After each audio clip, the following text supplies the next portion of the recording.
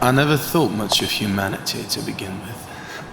And since I was a small child, I could never understand why it is they really bother. Why invest in yourself so that you could only further infest the world with the issues and trauma you've no choice but to project upon others?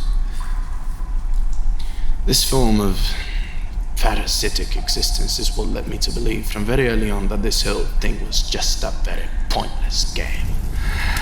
But, pardon me, it seems that I've started muttering again.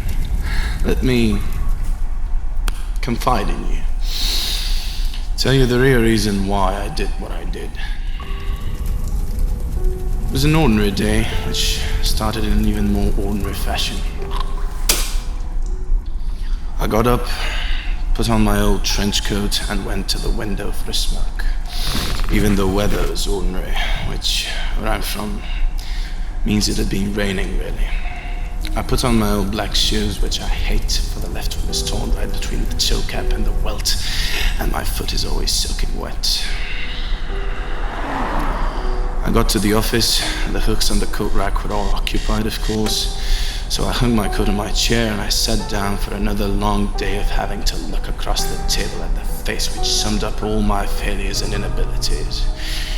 You see, my colleague, Toby, was in a way the only person I could ever really understand entirely.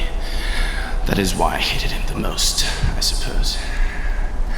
For Toby was doing to my wife what life had been doing to me for 43 years. It's fucking her, Tom. Pay attention.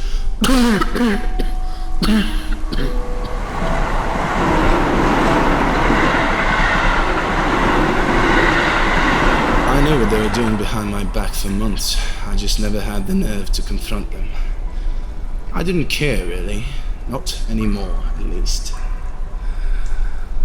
Sometimes a man can be a series of choices of which he's a miserable consequence, and all that is left for him to do is find another face, another mask upon which he can pin his responsibilities and his guilt.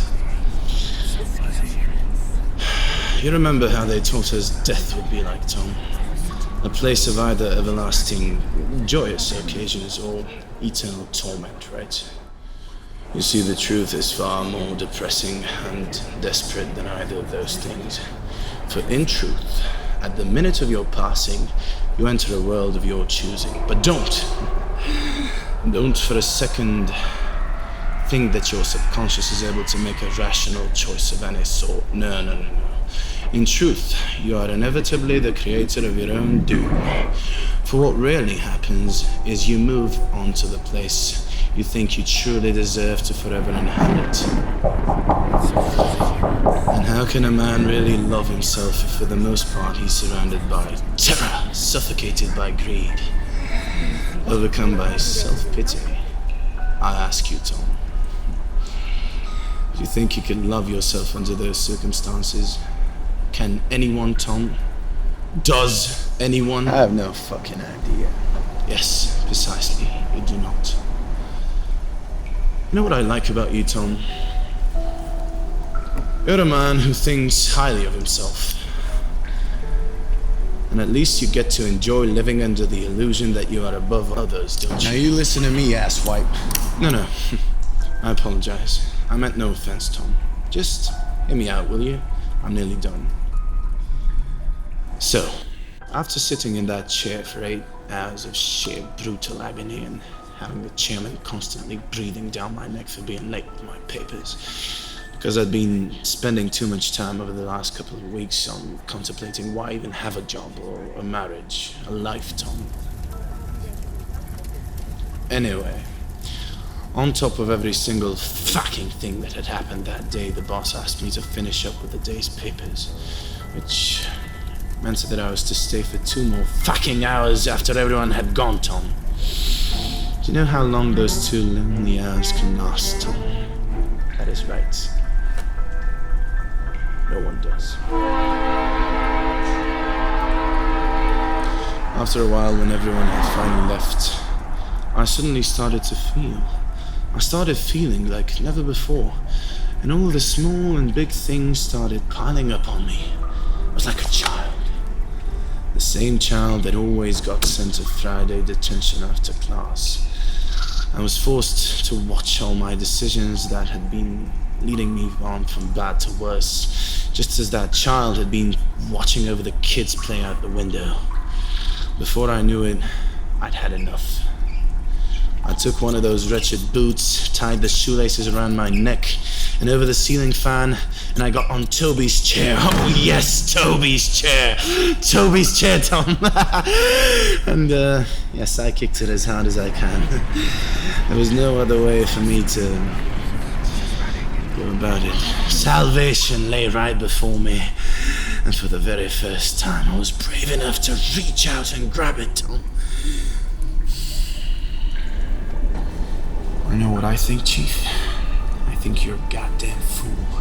The worst of the worst. The scum of the earth. People like you have always made me sick. For behind all your whining and crying, I see nothing but a little coward desperately craving for attention and begging for a chance to blame what Toby or Liz or anyone else but yourself for the fucked up things you did. People like you shouldn't be allowed an afterlife. You should just rot under 2 fucking feet of unholy ground somewhere you will take up space for those who deserve to be buried. You suicidal coward. I wish your kind of people never even got the chance to walk the earth. Not for a second. You hear me, boy? Not a single second. You finished? I'll finish when I'm goddamn ready to finish, you fucking Ah.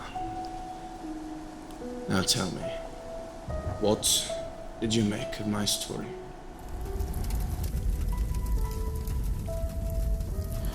Alright, I understand it must have been tough, but if you think you could get me to ever legislate your actions, then you're far crazier than I ever thought you were, freak.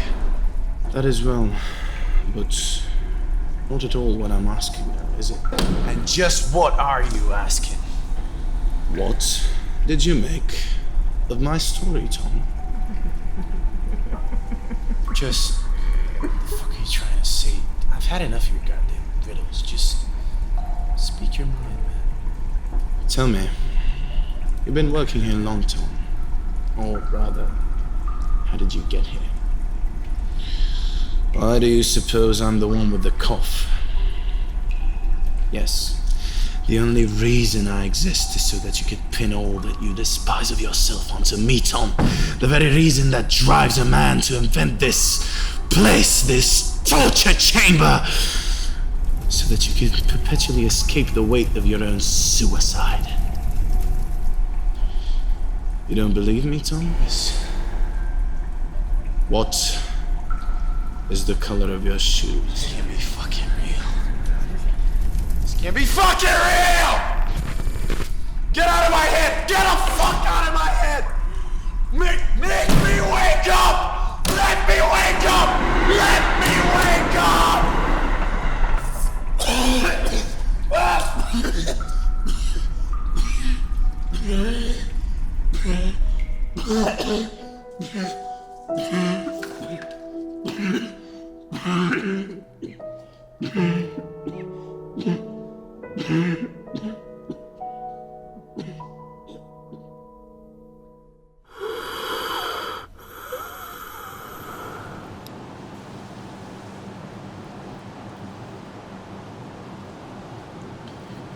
So how did you do it?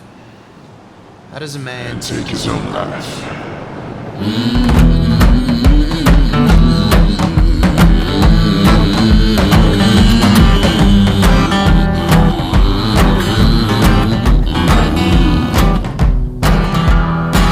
Oh, it don't have no mercy in this land. Oh, it don't have no mercy in this land. He'll come to your house